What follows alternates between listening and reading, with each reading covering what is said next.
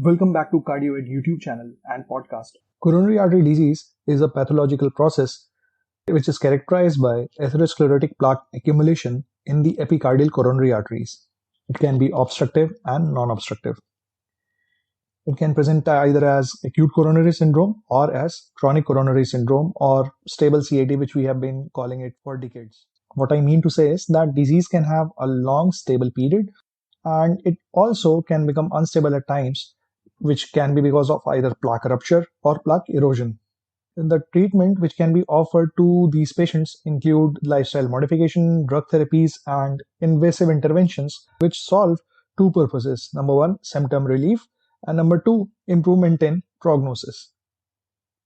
Revascularization in chronic coronary syndrome or stable CAD is a long topic, and I've divided it into two parts.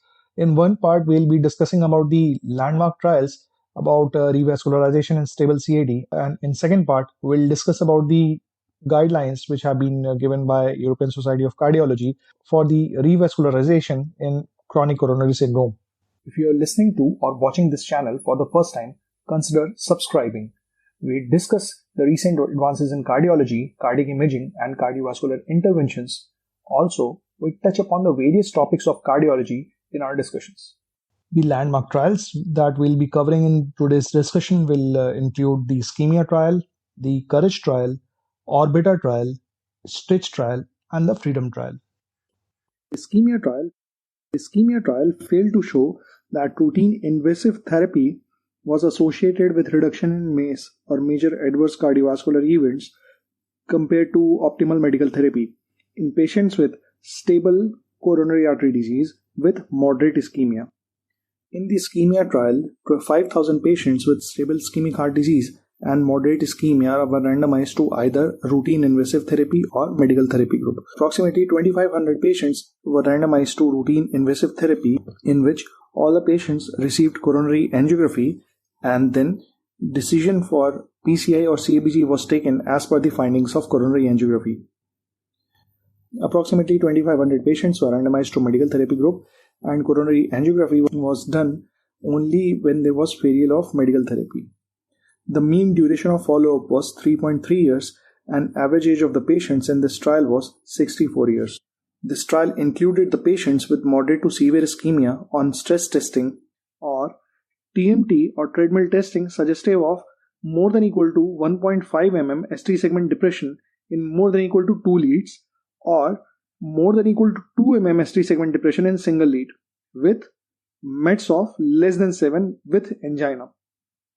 This study excluded the patients who had more than equal to 50% left main stenosis, which was confirmed on coronary CT angiogram, and patients who had advanced CKD, that is EGFR less than 30, patients who had recent MI, LVEF less than 35%, unacceptable angina at baseline, NYHA3 or NYHA4 heart failure, or prior CABG or PCI in last 1 year.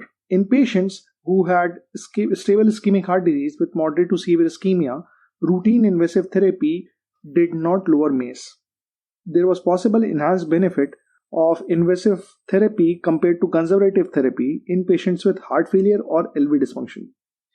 There was no benefit from invasive therapy in terms of all-cause mortality, cardiovascular mortality, or MI.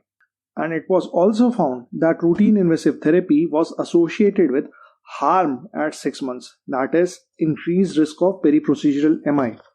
This study also reported that at 4 years, there was a reduction in spontaneous MI in patients who underwent invasive therapy. It has also been written that periprocedural MI was not associated with increase in all-cause mortality or cardiovascular mortality, while spontaneous MI were associated with increase in all-cause or cardiovascular mortality. In the OMT group, approximately 25% patients landed up for coronary angiography or PCI at 4 years. In the ischemia study, 2/3 of the patients were symptomatic, whereas 1/3 of the patients were asymptomatic at the baseline. The results of ischemia trial do not apply to the patients who present to us with acute coronary syndrome, left main disease, LV dysfunction, NYHA3, NYHA4 heart failure, or highly symptomatic patients on medical therapy. Courage trial. Courage trial failed to show that percutaneous intervention or PCI reduced the risk of death or non-fatal MI in patients with stable CAD. In this trial, approximately 2,200 patients were included, of which 1,100 patients were randomized to receive optimal medical therapy and 1,100 patients were randomized to percutaneous intervention with optimal medical therapy. The median follow-up was 4.6 years and the mean age of the patients enrolled in this trial was 62 years. Approximately 15% of the patients were female in this study.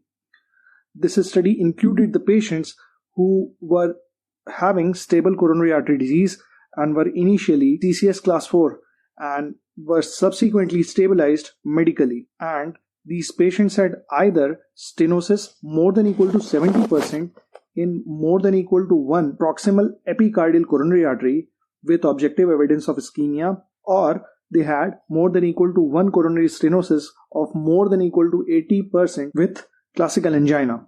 This study excluded the patients who were persistently in CCS class 4 or who had markedly positive stress test or who had refractory heart failure, who had cardiogenic shock, and patients with coronary anatomy not suitable for PCI.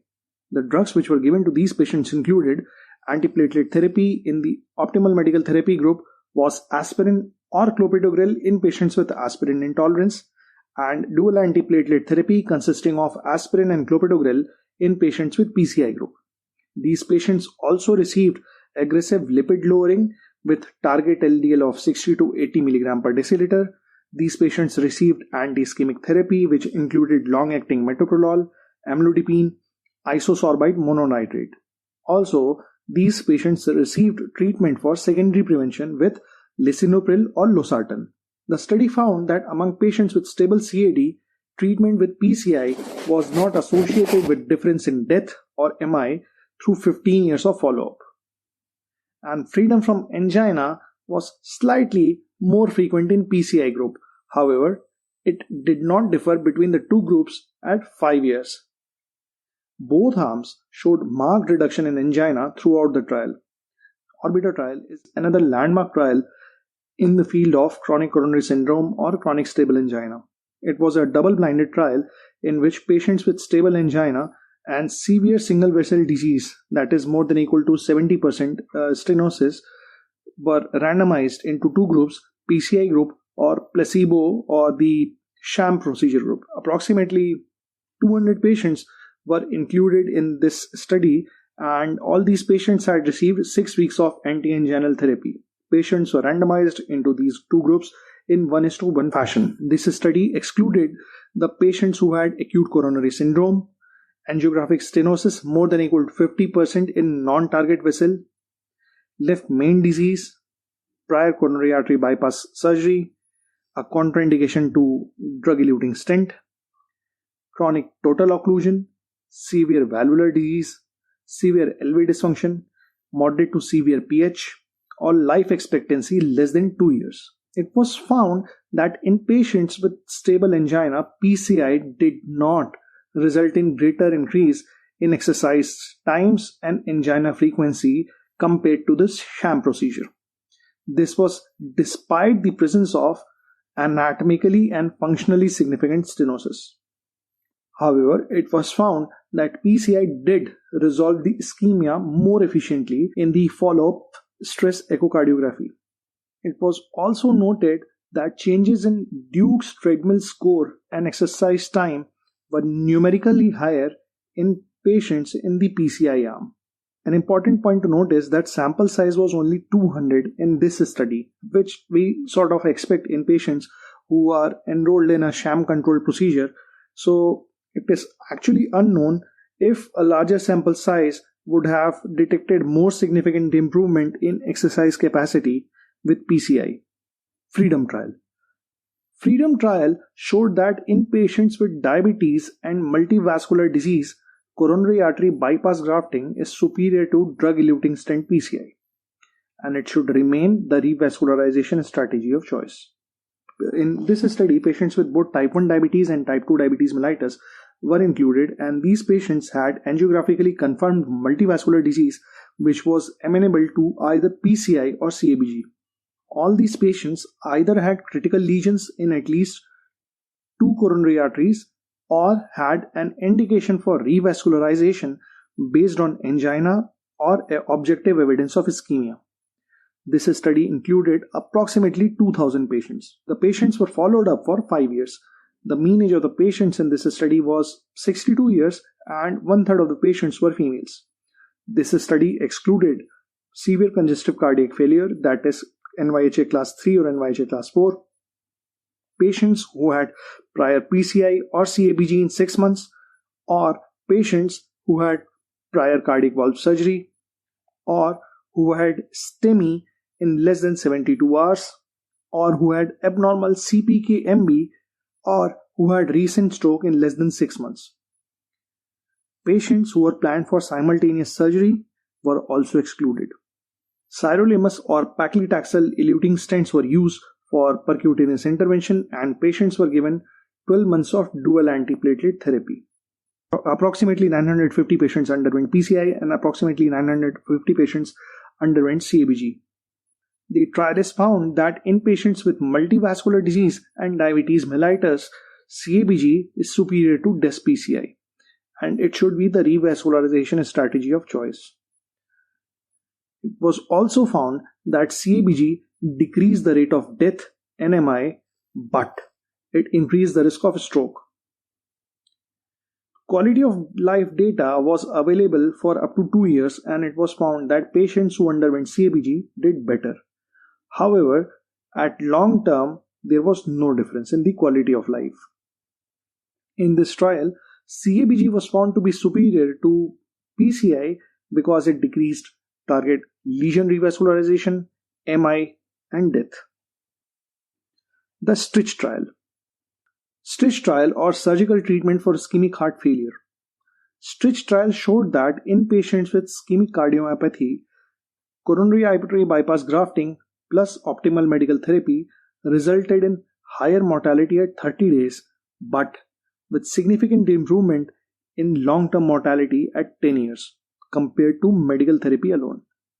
In this study, approximately 2,000 patients with coronary artery disease, which was suitable for coronary artery bypass grafting, with LVEF less than 35% were included. In this study, approximately 40% patients were in NYHA class 3, class 4. Patients were followed up for 5 years.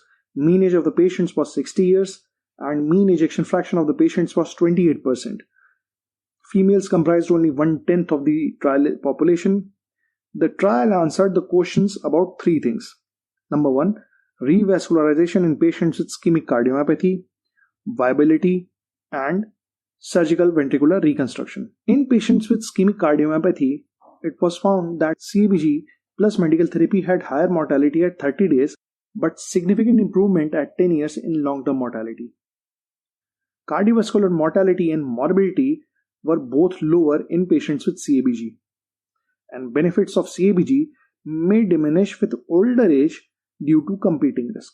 In another subgroup in which viability testing was assessed, it was found that there was no difference in outcomes in patients who demonstrated viability versus those who did not demonstrate viability. It is also the first randomized trial of CABG with surgical ventricular reconstruction in CAD patients. In this study, patients with CAD and anteroapical LV dysfunction were randomized to receive either CABG or CABG plus SVR alone.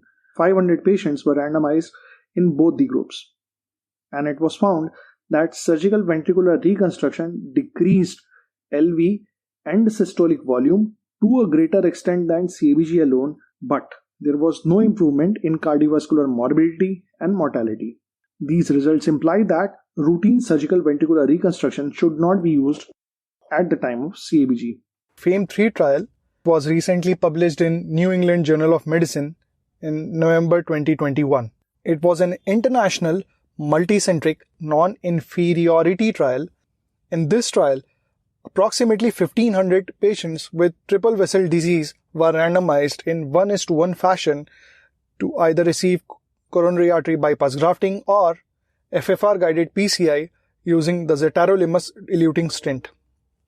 The primary endpoint was major adverse cardiovascular and cerebrovascular events at 1 year, and it was a composite of death, myocardial infarction, stroke, and repeat revascularization. This trial evaluated FFR-guided PCI with second-generation drug-eluting stents with CABG in triple vessel disease. Which patients were included in this trial? Angiographic triple vessel disease without left main disease was included. How was the angiographic triple vessel disease defined? So, any stenosis more than 50% in major epicardial vessel or major side branch was considered to be significant. Only those patients in whom stenosis was amenable to PCI or CABG were included in this study.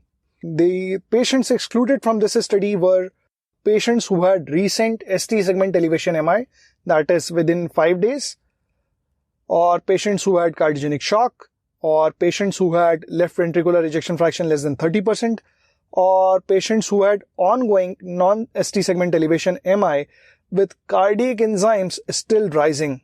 All these patients were excluded.